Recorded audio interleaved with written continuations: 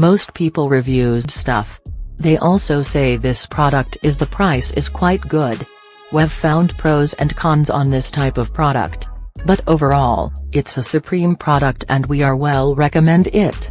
When you however want to know more details on this product, so read the reports of those who have already used it. Visit the product detail link in description for an item you wish to buy. Tap Add to Cart. When you've finished adding items to your cart, tap the shopping cart icon.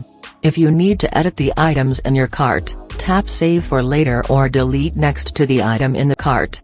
Tap Proceed to checkout and follow the on-screen instructions. Review your order information and tap Place your order to complete your purchase. You'll see an order confirmation screen when your purchase has been completed.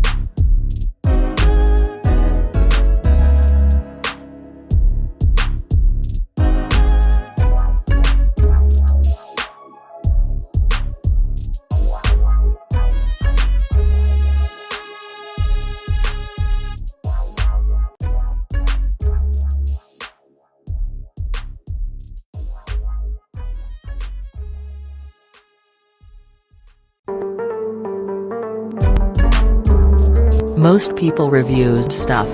They also say this product is the price is quite good. We've found pros and cons on